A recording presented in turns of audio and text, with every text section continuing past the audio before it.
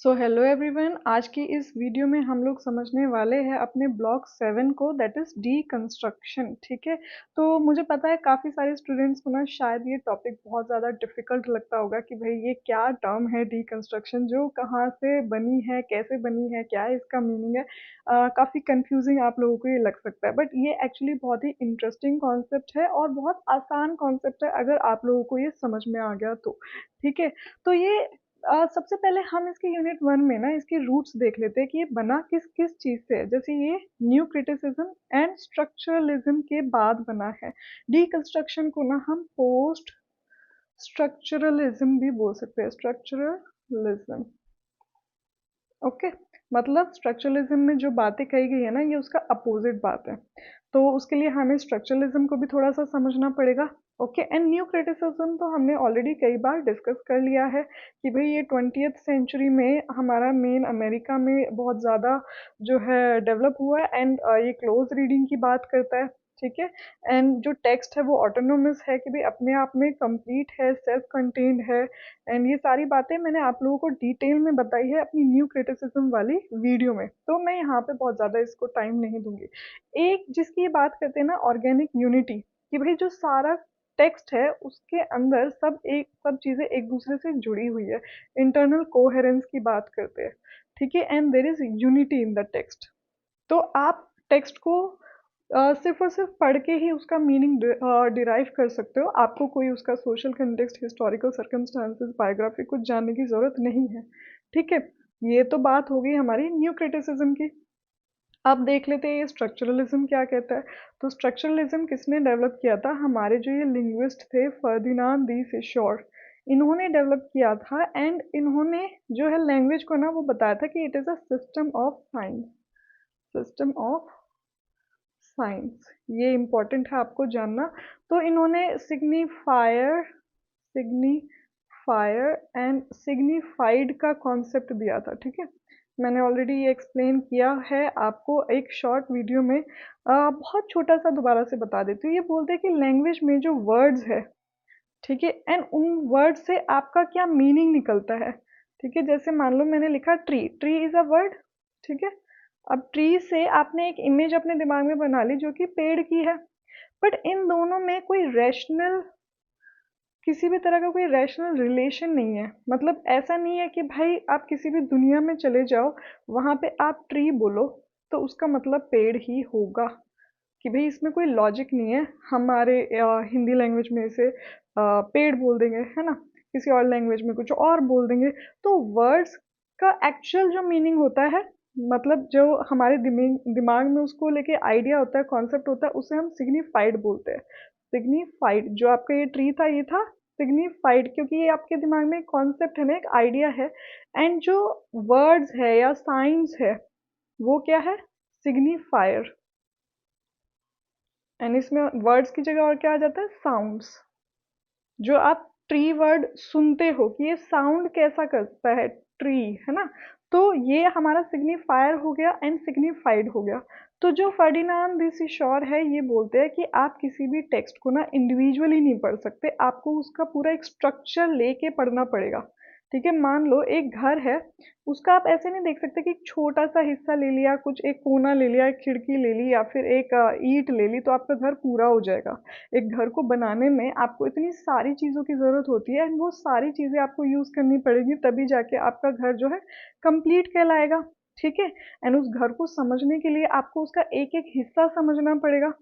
तो सेम ऐसे ही एक टेक्स्ट को समझने के लिए आप उसको इंडिविजुअली किसी भी चीज़ के साथ नहीं समझ सकते, आपको उसके साथ जो भी और सारी बाकी चीज़ें अटैच्ड है वो सब समझनी पड़ेगी, क्योंकि वो सारे उस स्ट्रक्चर के अंदर आती है।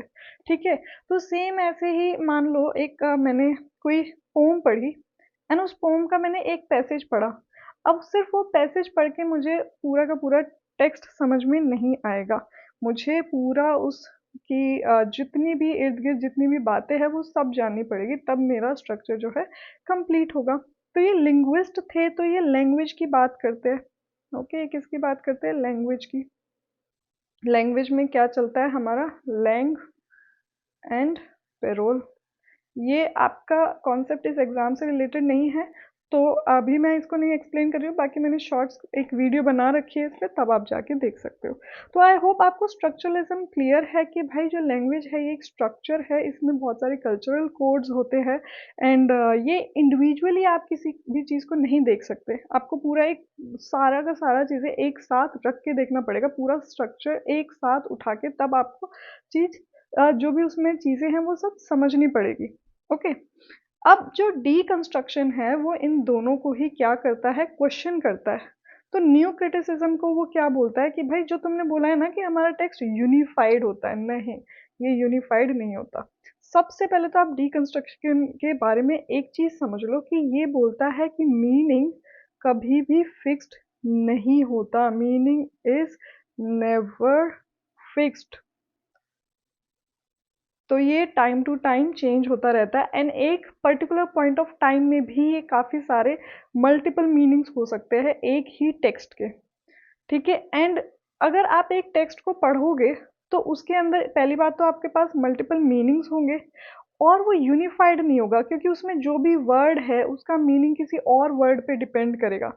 इस कॉन्सेप्ट को हम और ज़्यादा आगे पढ़ेंगे समझेंगे। ठीक है। तो इन्होंने क्वेश्चन किया न्यू क्रिटिसिज्म को, जो मानते थे कि जो टेक्स्ट है वो है यूनिफाइड है, कोहेरेंट उसका मीनिंग है, एक दूसरे से जुड़ा हुआ है। ये बोलते हैं नहीं, डीकंस्ट्रक्शन है कि भाई जो भी आपने घर बनाया है ना, सारा घर का तोड़ दो, उसका ढांचा एक एक अलग पुर्जा पुर्जा अलग कर दो, फिर उसको समझने की कोशिश करो, तब भी आपको पता चलेगा कि कुछ भी चीज उसमें फिक्स्ड नहीं है। जिसे आप ईंट समझ रहे थे वो तो कुछ और ही है, और फिर उसकी जगह जो आपने निकाला, उसका जो मीनिंग निकाला, फिर उसके बाद और कुछ मीनिंग निकला।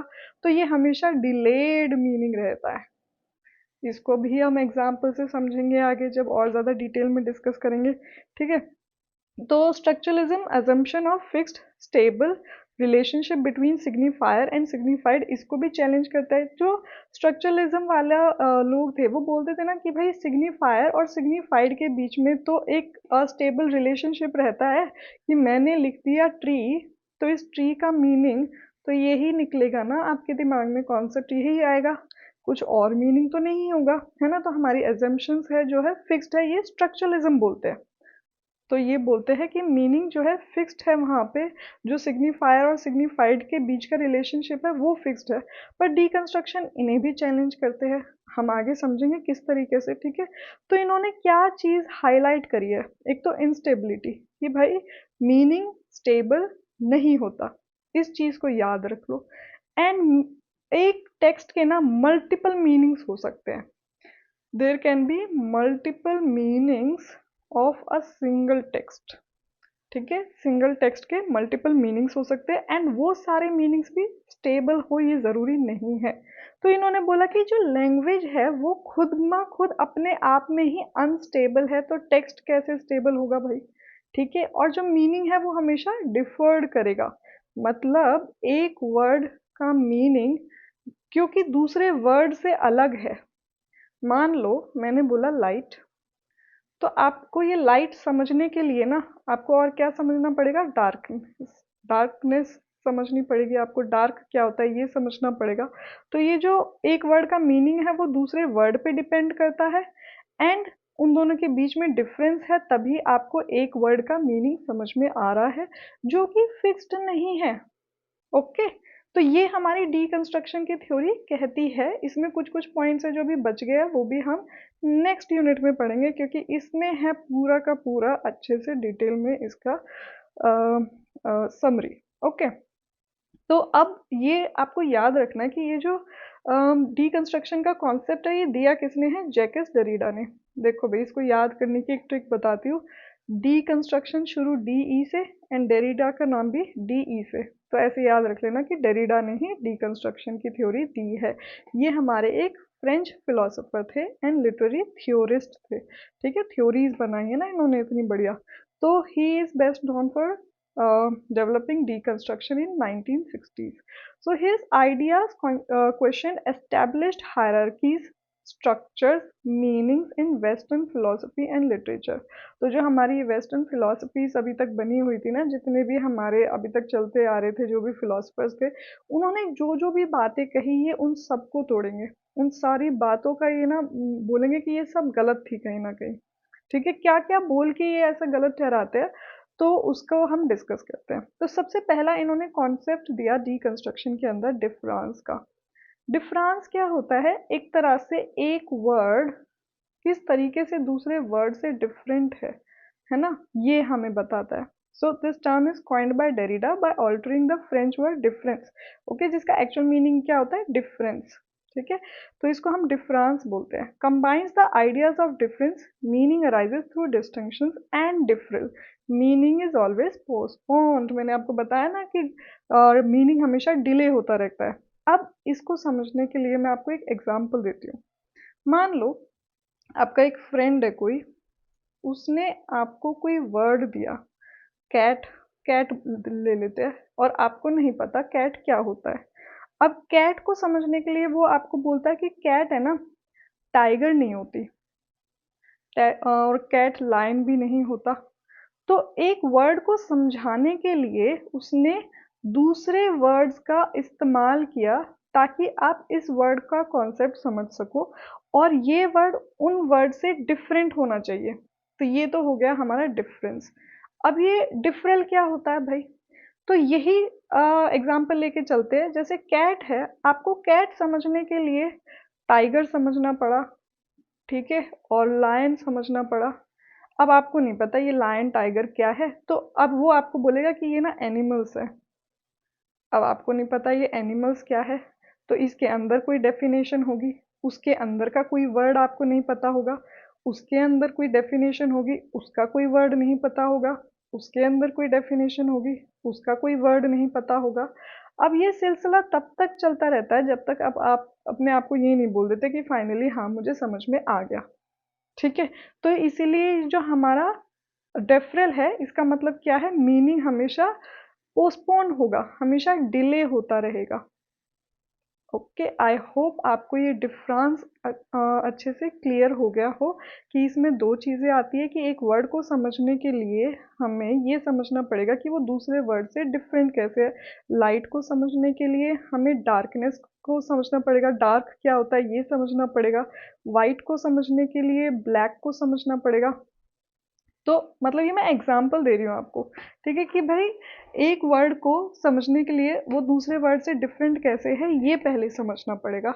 एंड अगर आपको वो समझ में भी आ गया, डिफरेंस समझ में आ गया, तब भी मीनिंग तो आपको 100% अभी भी क्लियर नहीं हुआ ना।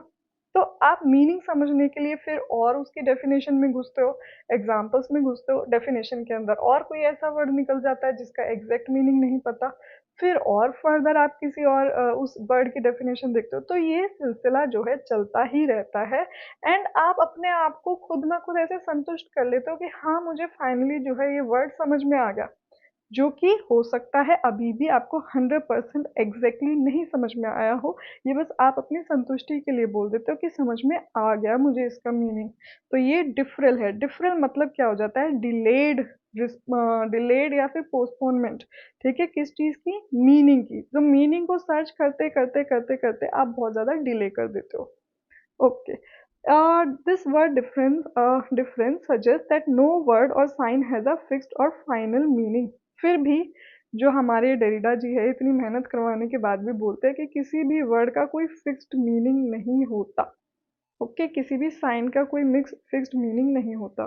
Meaning is constructed through it's relationship with other science and is never fully present और कंप्लीट। तो ये कहते हैं कि जो भाई मीनिंग है ना वो हमेशा दूसरे साइंस के ऊपर डिपेंड करेगा। साइंस है यहाँ पे मतलब ले लो वर्ड, एक्चुअली दूसरे वर्ड्स के ऊपर डिपेंड करेगा, फिर भी उसमें पूरी तरीके से कंप्लीट मीनिंग आपको नहीं मिलेगा, प्रेजेंट वो नहीं होगा। Language operates through traces of other word. Traces क्या हो जाता है कि भाई एक वर्ड को समझने के लिए आपके दिमाग में ऑटोमेटिकली दूसरे किसी वर्ड की इमेज आ जाएगी। तो सेम वही लाइट वाला एग्जांपल लेते हैं। जैसे ही आपको लाइट समझना है या फिर लाइट बोला जाता है, तो आपके दिमाग में डार्कनेस का कॉन्सेप्ट भी बहुत ही सबकॉन्शियसली थोड़ा सा आपके दिमाग में आता ज़रूर है। तो वो जो थोड़ा सा सबकॉन्शियसली आपके दिमाग में दूसरा कॉन्सेप्ट आएगा ना, जो उसका अपोजिट होगा या फिर कोई और दूसरा वर्ड होगा जो आपको पहले वर्ड को समझाने में हेल्प करेगा, उसको हम ट्रेसेस बोलते हैं, ट्रेसेस ऑफ अदर वर्ड्स। ठीक है, तो ये जो है मीनिंग को और ज़्यादा अनस्टेबल बनाता है और ज़्यादा शिफ्टिंग बनाता है कि मतलब आपका जो मीनिंग है वो और ज़्यादा चेंज होता चला जाता है। ओके, नेक्स्ट हमारा कॉन्सेप्ट आ जाता है लोगोसेंट्रिसिज्म। तो ये जो है लोगोसेंट्रिसिज्म, बेसिकली जो हमारे वेस्टर्न फिलोसोफर्स थे ना, वो बोलते थे जो स्पीच है वो ज़्यादा बढ़िया है, मतलब वो फेवरेबल है, क्योंकि उसके साथ डायरेक्ट मीनिंग अटैच हो सकता है। कैसे?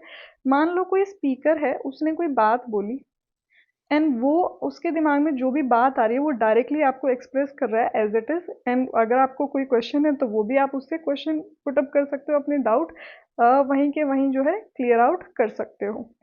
तो जो स्पीच है वो किससे ज़्यादा बढ़िया बताई है इन्होंने? राइटिंग से। तो राइटिंग में जो है एक बार उसने लिख दिया, वो बहुत ज़्यादा सोच समझ के लिखेगा, वो आर्टिफिशियल बना देगा राइटिंग को। तो जो एक्चुअल मीनिंग है वो कहीं ना कहीं उसमें छूट जाएगा, लॉस हो जाएगा एक्चुअल मीनिंग का। तो प्रेजेंस किस चीज़ की प्रेजेंस है यहाँ पे? मीनिंग की प्रेजेंस है। ठीक है भाई, जो हमारा स्पीकर है उसकी प्रेजेंस है कि वो डायरेक्टली वहाँ पे बता सकता है, क्योंकि वो बोल रहा है ना, तो वो अपने आप को एक्सप्रेस कर रहा है, तो जो दिमाग में उसके थॉट्स आ रहे हैं वो एज इट इज कन्वे करता चला जा रहा है। ओके, एंड जो राइटिंग है ना, उसमें क्या होता है, वो अपने थॉट्स कन्वे तो करता है लेकिन बहुत ज़्यादा सोच समझ के। एकदम ऐसा नहीं होता कि मतलब उसके दिमाग में जो भी थॉट्स आ रहे हैं वो बोल रहा है, नहीं। यहाँ पे वो अपने आप को एक तरह से फिल्टर कर सकता है। तो फिल्टर करने का ऑप्शन उसके पास मिल जाता है राइटिंग में। तो जैसे ही फिल्टर करने का ऑप्शन मिलता है तो जो हमारा एक्चुअल मीनिंग है वो खो जाता है कहीं ना कहीं। Okay, so he believe that spoken words are closer to truth because the speaker's physical presence.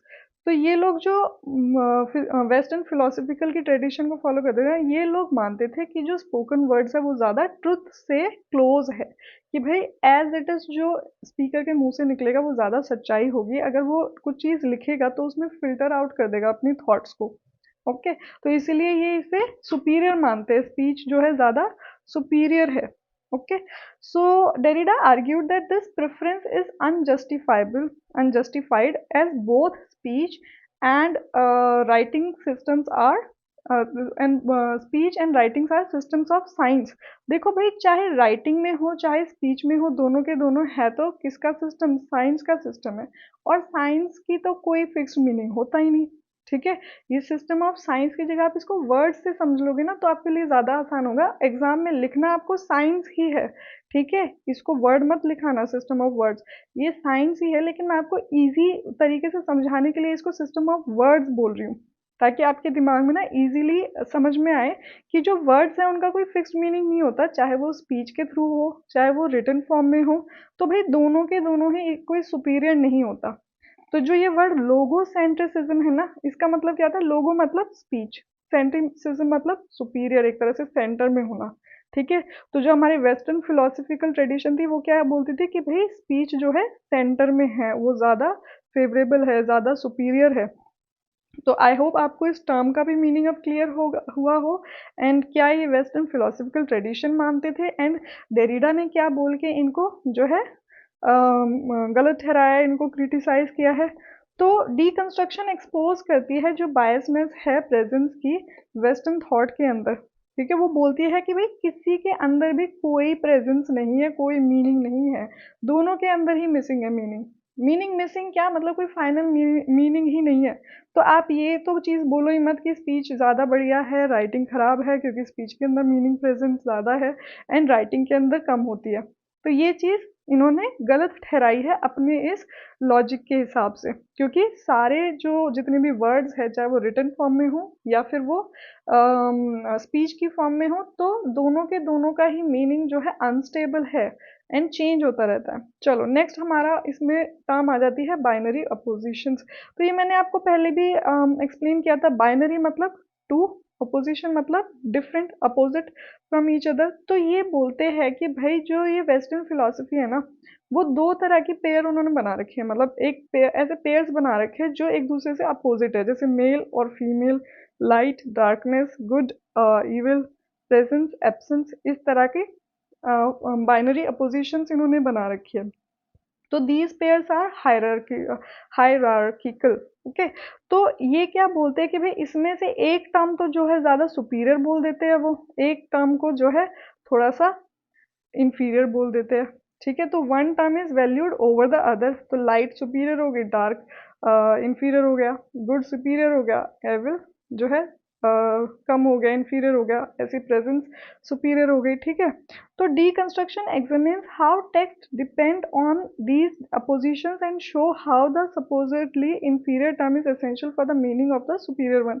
तो ये बोलते हैं कि भाई आपको एक वर्ड का मीनिंग बताने के लिए आपको दूसरे वर्ड के ऊपर डिपेंड होना पड़ेगा। ठीक है, ये जो बाइनरी अपोजिशंस है इनको बताने के लिए आपको जो इसका अपोजिट वर्ड है वो भी एक्सप्लेन करना पड़ेगा। जैसे मैंने बोला था ना, लाइट को एक्सप्लेन करने के लिए आपको डार्क समझना पड़ेगा। ठीक है, तो ऑटोमेटिकली बोलते हैं कि इंफीरियर टर्म को भी आपको उतना ही एसेंशियली समझना पड़ेगा सुपीरियर वन का मीनिंग समझने के लिए।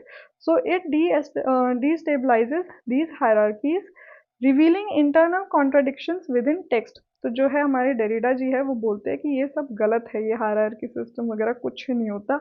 इन सभी जो टेक्स्ट है, जो वर्ड है, उन सब का मीनिंग ही फिक्स्ड नहीं है। So this is what he used to say. अच्छा, तो डेरिडा जी के क्या मेथड्स थे डीकंस्ट्रक्शन को, बेसिकली डीकंस्ट्रक्शन के थ्रू किसी भी टेक्स्ट का को समझने का। तो वो फोकस करते थे कॉन्ट्राडिक्शंस, जो टेक्स्ट के अंदर ही एक टेक्स्ट लिखा हुआ है, उसके अंदर ही दो अपोजिट चीजें लिखी हुई है, कॉन्ट्राडिक्ट कर रही है, मतलब बातें एक दूसरे को गलत ठहरा रही है। ठीक है, पहले कोई बात कही, फिर बाद में कोई और बात कह गई, तो इसको हम कॉन्ट्राडिक्शंस बोलते हैं। ऐसे ही जो बीच में बातों के गैप आ जाता है, ठीक है, टेक्स्ट में हम गैप्स देखते हैं कि भाई अच्छा ये इंसिडेंस हुआ, फिर कोई और इंसिडेंस हो गया, तो उसमें गैप आ गया कि उसमें कोहेरेंट नहीं, उन्होंने कोहेरेंस नहीं ऑब्जर्व करी। साइलेंसेस, ठीक है, उसको समझते हैं। एम्बिग्यूटीज मतलब multiple multiple interpretations, multiple interpretations या फिर मल्टीपल मीनिंग्स कह लो उसको, interpretations.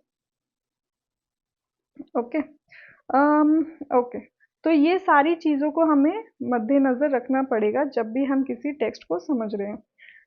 Demonstrate how a text's apparent meaning and undermines itself upon close analysis। तो ये बताते कि टेक्स्ट के अंदर का जो बहुत ज़्यादा मीनिंग है ना, मतलब उसके अंदर जो वो एक तरह से मीनिंग आपको शो कर रही है, वो हमें क्लोज एनालिसिस से पता चलेगा। Reveals that meaning is not unified और स्टेबल, पर फिर भी ये जो मीनिंग है ना, ये चेंज हो सकता है over the period of time, या फिर सिचुएशन के हिसाब से, या फिर हम किस लेंस से उसको समझ रहे हैं, या फेमिनिस्ट पॉइंट ऑफ व्यू से समझ रहे हैं, या कॉलोनियलिज्म पॉइंट ऑफ व्यू से समझ रहे हैं, या फिर मार्क्सिस्ट व्यू से समझ रहे हैं। किस लेंस से हम उस टेक्स्ट को समझने की कोशिश कर रहे हैं, उसके हिसाब से भी उसका जो मीनिंग है वो चेंज हो जाएगा, मल्टीपल रहेगा, शिफ्टिंग रहेगा। Okay, not about destroying meaning but uncovering its complexity and plurality। तो डीकंस्ट्रक्शन ये नहीं कहती कि भाई आप मीनिंग को ही खत्म कर दो, कि भाई किसी टेक्स्ट का कोई मीनिंग ही नहीं होता। सो डीकंस्ट्रक्शन ये बात नहीं कहती, ये डिस्ट्रॉय नहीं करती मीनिंग को, बल्कि ये क्या करती है, जो टेक्स्ट की कॉम्प्लेक्सिटी है ना, प्लूरैलिटी है, उसको अनकवर करती है कि भाई एक टेक्स्ट के अंदर बहुत सारे मल्टीपल मीनिंग्स हो सकते हैं, एंड हर एक मीनिंग अपने आप में सही हो सकता है। एंड जो टेक्स्ट है वो बहुत ही ज़्यादा कॉम्प्लेक्स है, आप उसको ऐसे कोई फाइनलाइज नहीं कर सकते कि मैंने ये टेक्स्ट पढ़ लिया और मुझे ये समझ में आ गया है और मेरी ही जो जजमेंट है वो फाइनल है, वो सबसे सही जजमेंट है। ये चीज़ आप नहीं कर सकते। ओके, चलो इसकी इम्प्लीकेशंस देख लेते हैं। तो एक बार दोबारा से इसको और शॉर्ट में समझते हैं कि नो फाइनल एब्सोल्यूट मीनिंग, ठीक है, एंड ओपन एंडेड इंटरप्रिटेशन होती है, मल्टीपल वैलिड इंटरप्रिटेशंस होती है, हर किसी की इंटरप्रिटेशन सही हो सकती है। इन्होंने रीडर्स का रोल समझा भाई, ये पहले आए जिन्होंने बोला कि रीडर का भी बहुत इम्पोर्टेंट रोल होता है हमारे डीकंस्ट्रक्शन के हिसाब से क्रिटिसिज्म में। ओके, तो readers are no longer passive consumers of meaning. तो रीडर्स जो है सिर्फ दूसरे लोगों से मीनिंग नहीं समझते, बल्कि वो एक्टिव पार्टिसिपेंट है in creating and uncovering meaning through interpretation. Readers की भी अपनी सेपरेट इंटरप्रिटेशन हो सकती है किसी भी चीज़ को मतलब समझने की।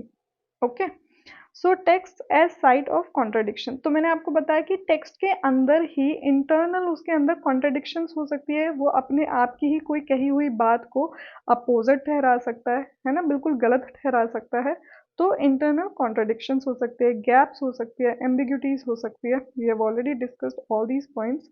सो इन्होंने जो फिलॉसफी है उसके ऊपर क्या इम्पैक्ट डाला, तो जो उन्होंने फाउंडेशनल ट्रुथ्स बोल दिए थे ना कि भाई यूनिवर्सल कॉन्सेप्ट्स है, तो डीकंस्ट्रक्शन ने इन सारी चीज़ों को क्वेश्चन करा कि ना ही तो कोई फाउंडेशनल ट्रुथ है, कोई ऐसे फाइनल ट्रुथ है, ना ही कोई यूनिवर्सल कॉन्सेप्ट है इस दुनिया में, ना ही कोई स्टेबल सिस्टम है।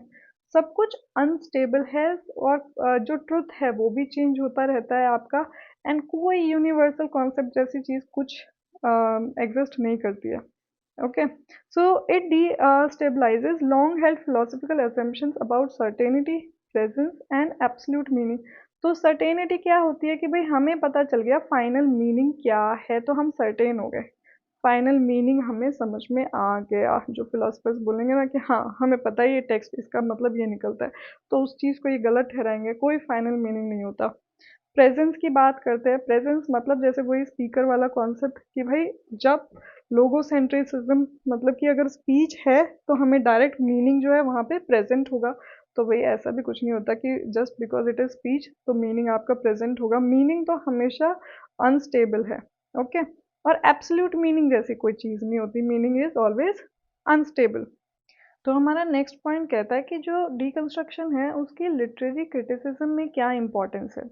तो जो डीकंस्ट्रक्शन है वो भी एक तरह से जो ऑथर का इंटेंशन है उसको खारिज करता है, और बायोग्राफिकल कंटेक्स्ट जो भी है उसको भी खारिज करता है। ये बोलता है कि आप भी लैंग्वेज पे फोकस करो, टेक्स्ट की जो लैंग्वेज है उसका जो स्ट्रक्चर है, एंड जो मीनिंग है, इंटरनल मीनिंग है, उस पर फोकस करो।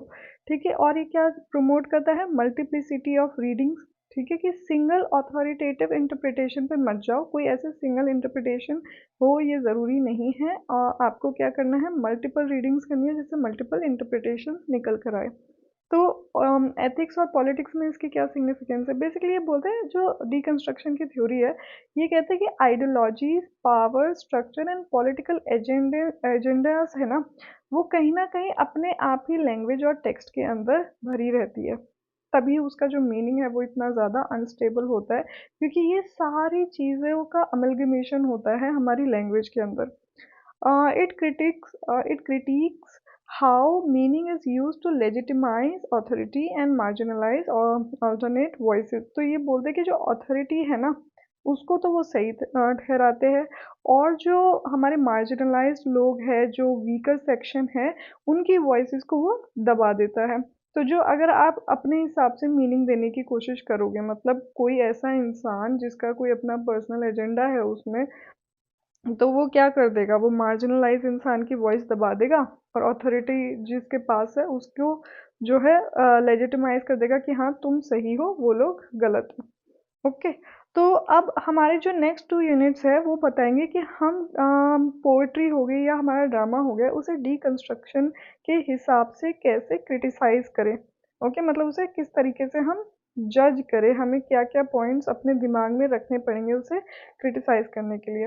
ओके, तो सबसे पहले तो भाई ये बोलते हैं कि पोएट्री रेजिस्ट सिंगुलर इंटरप्रिटेशन, कि भाई पोएट्री का कभी भी कोई भी एक सिंगल इंटरप्रिटेशन हो ही नहीं सकता, इसमें भी प्लूरैलिटी होती है एंड ओपननेस होती है। Okay, then language in poetry is figurative and symbolic, तो भाई बहुत सारी फिगर सिंबल्स का यूज किया जाता है, metaphors, symbols, paradoxes, figurative expressions, इन सब का यूज किया जाता है, जिसकी वजह से अलग अलग लोग उसका अलग अलग मीनिंग निकाल सकते हैं। ठीक है, अब जो पोएट है वो तो नहीं बता के गया कि हमने किस किस चीज़ का क्या क्या मीनिंग अपने हिसाब से सोच के लिखा था, तो जो रीडर है, हर रीडर के लिए उसके जो मेटाफर्स है, सिंबल्स है, वो कुछ शायद कुछ और ही मीनिंग निकाल सकते हैं वो। ठीक है, the meaning is unstable and deferred. Okay, surface coherence versus underlying contradictions, तो ऐसा तो नजर आ सकता है कि ऊपर ऊपर से जो पूरा टेक्स्ट है वो एक दूसरे से जुड़ा हुआ है, एक एक पूरा यूनिफाइड टेक्स्ट है, बट अगर आप उसे ध्यान से देखोगे ना, बहुत क्लोज एनालिसिस करोगे, तो आपको पता चलेगा उस टेक्स्ट के अंदर बहुत सारी कॉन्ट्रडिक्शंस है, इंटरनल टेंशंस है एंड एम्बिग्यूटीज है, मतलब मल्टीपल मीनिंग्स निकाल सकते हो आप उसके। ठीक है, तो सबसे ज़्यादा इम्पोर्टेंट वर्ड क्या है यहाँ पे? कॉन्ट्रडिक्शन याद रखना है आपको, टेक्स्ट के अंदर ही बहुत बार हमें देखने के लिए मिल जाता है। फिर ये बोलते हैं कि भाई पोएट्री में जो चीज़ नहीं कही गई आपको वो चीज़ ढूँढनी है, what is left unsaid, attention to what is left unsaid. ठीक है, तो यहाँ पे क्या-क्या चीज़ों को छोड़ दिया गया जब इंटरप्रेट कर रहे थे, क्या साइलेंसेस मिस कर दिए आपने एंड एक तरह से एम्बिग्यूटी बना दी। ठीक है, ये चीज़ पे आपको ध्यान रखना है, क्या-क्या उसमें गैप्स थे। अ, और हम कहते हैं ना read between the lines, read between the lines कि एक्चुअल में वो मीन क्या कर रहे हैं। तो ज़्यादातर जब हम टेक्स्ट पढ़ते हैं हमने उसका ऊपर ऊपर से जो है मीनिंग पढ़ लिया, लेकिन उसका रियल डीप मीनिंग क्या है वो नहीं पढ़ पाए। ओके, तो हम ये पॉइंट हमें पोएट्री के अंदर मेंशन करना है। फिर डिकंस्ट्रक्टिव अप्रोचेस टू पोएट्री, इसमें वही मेटाफर सिंबल्स आ जाएंगे, अनकवरिंग पैराडॉक्स, ट्रेसिंग एम्बिग्यूटीज कि क्या क्या एम्बिग्यूटीज यूज करी गई है फ्रेजेस, इमेजेस, टोन्स के अंदर, एंड एक्सप्लोरिंग साइलेंसेस एंड एब्सेंसेस, क्या चीज़ एब्सेंट रही है, क्या चीज़ उसमें साइलेंटली बोली गई है। ओके, चलो अभी सेम ऐसे ही हमारा ड्रामा का भी पॉइंट आ जाएगा। तो इसमें जो है ये ऑथोरिटी एंड हायरार्की को क्वेश्चन करते हैं ड्रामा के अंदर। बेसिकली जो कैरेक्टर हमें दिखाते हैं ना, दिखाया जाता है कि एक स्टेबल ऑथोरिटी है वहाँ पे। ठीक है, ये dramatic text has a stable authority, ये इस चीज़ को चैलेंज करते हैं। तो ये क्या बोलते हैं कि भाई who holds power with in the text and how that authority is constructed through language and action. तो ये इस चीज़ को क्वेश्चन करते हैं कि भाई किसके पास पावर है, किसके पास ऑथोरिटी है। ये लैंग्वेज और एक्शन से आपको पता चल रहा है, लेकिन within the text there can be different different meanings. तो अगेन यहाँ पे कॉन्ट्रडिक्शंस हो सकते हैं। Disrupting coherence in plot and characters, तो जो कैरेक्टर्स होते हैं स्पेशली उनके एक्शंस अलग होंगे, उनकी स्पीच अलग होगी एंड वो प्ले के अंदर खुद ऑब्जर्व कुछ और करेंगे। ठीक है, उनकी पर्सनैलिटी कुछ अलग होगी, प्लॉट से अलग चल सकते हैं। तो dramatic narratives often appear orderly and logical, ऐसा अपीयर होंगे कि सब कुछ ऑर्डर में है, सब कुछ लॉजिकली है, लेकिन डीकंस्ट्रक्शन एक तरीके से रिवील करेगा कि उसके अंदर भी कितनी सारी डिस्ट्रप्शंस है, कॉन्ट्रडिक्शंस है, एम्बिग्यूटीज है कैरेक्टर्स के अंदर। एंड एक्सपोजिंग थीमेटिक एम्बिग्यूटी, ठीक है, वही सेम चीज़ है कि भाई थीम्स के अंदर भी एम्बिग्यूटीज हो सकती है। आपको लग रहा है कि ये फिलोसफिकल थीम है या मोरल थीम है, लेकिन हमें बहुत ही ज़्यादा डीप एनालिसिस के बाद पता चलेगा कि एक्चुअल में तो यहाँ पे जो कैरेक्टर है उसके एक्शन और लैंग्वेज में भी बहुत ज़्यादा डिफरेंस है ना, कन्फ्लिक्ट है बहुत ज़्यादा। तो वो थीम बाद में कुछ और ही निकल के आ सकती है। ऐसा कई बार होता है ना, कोई टेक्स्ट जब वो शुरुआत में आता है तो उसको इतनी इम्पोर्टेंस नहीं मिलती क्योंकि लोग एक्चुअल में उसका वो मीनिंग समझ नहीं पाते। फिर काफ़ी टाइम के बाद जब बार बार री इवेल्युएशन उसका होता है तब बाद में पता चलता है कि हाँ, ये तो बहुत ही वैल्यूएबल टेक्स्ट था उस टाइम का। ठीक है, तो how deconstruction works in drama, तो आपको कॉन्ट्रडिक्टरी मोटिवेशंस पहचाननी है ड्रामा के अंदर। फिर लैंग्वेज और साइलेंसेस के बारे में पता करना है कि भाई what is spoken, what is avoided, the silences in between, then again read between the lines. Okay, and it challenges closure of ending. फिर बहुत बार हमें ऐसे दिखाया जाता है कि जो एंडिंग हुई है उसने रीस्टोर कर लिया है ऑर्डर, जो भी कन्फ्लिक्ट हुए थे उन सबको ख़त्म कर दिया है। बट अगेन डीप एनालिसिस के बाद हमें क्या पता चलता है कि there are still some unresolved tensions and ambiguities persist beneath the surface, कि हमें ऊपर से तो दिख रहा है कि सब कुछ अच्छे से खत्म हो गया, बट अंदर ही अंदर अभी भी कहीं ना कहीं बहुत ज़्यादा टेंशंस है वहाँ पे। ओके, सो रीअसेसिंग डीकंस्ट्रक्शन, तो दोबारा से इसकी हम स्ट्रेंथ देख लेते हैं और क्या डीकंस्ट्रक्शन के बारे में भी लोगों ने अपने पॉइंट ऑफ व्यू दिए जो भी इसको भी क्रिटिसाइज किया है नेगेटिवली। ओके, तो इसकी स्ट्रेंथ है कि भाई ये बहुत ही डीप टेक्सचुअल एनालिसिस करने के लिए बोलता है। इट प्रोमोट्स इंटरप्रेटिव फ्लेक्सिबिलिटी कि भाई जब आप इंटरप्रेट कर रहे हो तो मल्टीपल ओपन एंडेड रीडिंग्स आप एक टेक्स्ट की कर सकते हो। Okay, then it challenges establish norms, जो चीज़ें जिस तरीके से बनी हुई है ये उसको चैलेंज करता है कि भाई कोई फिक्स्ड मीनिंग नहीं है, कोई हायरार्की स्ट्रक्चर नहीं है, कोई डॉगमेटिक बिलीव्स नहीं है। And it raises awareness of language and power. तो लैंग्वेज की क्या इंपॉर्टेंस होती है, वो कैसे आइडियोलॉजीज को, आइडेंटिटीज को एंड सोशल हायरार्कीज को शेप कर सकता है, उसकी इम्पोर्टेंस बताते हैं। ओके। एंड डीकंस्ट्रक्शन के बारे में लोगों ने क्या बोला है कि ये क्यों गलत भी है। ये कहते हैं कि ये टू एब्स्ट्रैक्ट है और नाइलिस्टिक है। देखो, एब्स्ट्रैक्ट मतलब होना कि भाई आपने बहुत ही ऐसे क्लियर कट डिफाइन तो किया नहीं। लाइक जैसे हमने एब्स्ट्रैक्ट आइडियाज होते हैं ना हमारे दिमाग में, तो वैसा कुछ है कि बहुत ही ज्यादा ऐसे क्रिस्प क्लियर नहीं है कुछ भी। ठीक है, थोड़ा सा आपने वेग रखी है यहाँ पे चीजें। ओके। एंड नाइलिस्टिक मतलब होता है कि कोई मीनिंग ही ना होना। नाइलिस्टिक मतलब नो मीनिंग। नाइलिस्टिक जो लोग होंगे ना, जो नाइलिज्म में बिलीव करेंगे, वो बोलेंगे कि इस दुनिया में एक्चुअली कोई मीनिंग एग्जिस्ट ही नहीं करता। तो हमारे एग्जिस्टेंशियल वाले तो बोलेंगे कि हमें मीनिंग ढूंढना है ताकि हम उस मीनिंग के लिए एग्जिस्ट कर सके। नाइलिस्टिक बोलेंगे नहीं भाई, अरे तुम किस दुनिया में जी रहे हो, इस दुनिया में कोई मीनिंग एग्जिस्ट करता ही नहीं है। ओके। तो ये जो डीकंस्ट्रक्शन है वो एक तरह से नाइलिस्टिक की बात करता है इनडायरेक्ट वे में, कि कोई मीनिंग जब फिक्स्ड ही नहीं होता तो एक्चुअली उसका कोई मीनिंग ही नहीं निकाल सकता। ओके। तो यस, इंटेलेक्चुअल अनसर्टेनिटी हो जाएगी and denial of meaning all together. Nihilistic का मतलब समझ गए आप लोग। Accused of promoting relativism. ठीक है, तो ये क्या बोलते हैं कि भाई जो क्रिटिकल है, एथिकल है और वैल्यू बेस्ड जजमेंट है ना, वो हमेशा ही अनस्टेबल रहेंगी। ओके। तो इससे आप कभी भी कोई फाइनल जजमेंट ही नहीं दे पाओगे। ठीक है। तो यही इनका कहना है कि आप तो किसी कंक्लूजन पे पहुंचने नहीं दोगे इंसान को, आप तो बोलते रहोगे कि अभी भी मीनिंग नहीं निकला, अभी भी मीनिंग नहीं निकला। तो आप कभी किसी इंसान को लास्ट फाइनल जजमेंट देने ही नहीं दोगे इसकी वजह से। तो ये बोलते हैं कि कॉम्प्लेक्स लैंग्वेज एंड मेथड्स की, इनका जो मेथड है ना किसी भी चीज़ को एक्चुअली क्रिटिसाइज करने का, क्रिटिसिज्म करने का, तो वो बहुत ही ज़्यादा इन्होंने कॉम्प्लेक्स रख दिया है। मतलब एक सिंपल सटीक तरीका था भाई, दो तरीके थे, या तो आप सिर्फ और सिर्फ टेक्स्ट को मद्देनजर रख के पढ़ो, या फिर उसके इर्द गिर्द जितनी भी सारी बातें हो रही है, सोशल, हिस्टोरिकल, इकोनॉमिकल, जो भी सारी चीज़ें हैं, ऑथर का बायोग्राफी या फिर रीडर का रिस्पॉन्स, ये सारी चीज़ों को ध्यान में रख के पढ़ो। अगर ये सिंपल चीज़ें आप रिजेक्ट कर रहे हो, तो आप जो मेथड दे रहे हो वो तो इतना ज़्यादा कॉम्प्लिकेटेड है, उससे तो इंसान ना ही कभी किसी फिक्स्ड मीनिंग पे पहुंच पाएगा, और ना ही कभी ये अश्योर कर पाएगा कि हाँ भाई फाइनली जो हमने इंटरप्रिटेशन करी है उसका कोई मीनिंग भी निकलता है या नहीं निकलता। तो ये जो बिगनर लोग होंगे स्पेशली उनके लिए तो आफत हो जाएगा ये वाला तरीका एक टेक्स्ट को एनालाइज करने का। Okay, so this is what this whole deconstruction is all about. I hope you have got now more confidence in this particular subject, and we have reached the end of this video. Thank you so much. मिलते हैं हमारी next video में, and if you haven't liked or subscribed this video or the channel, please do it. Okay.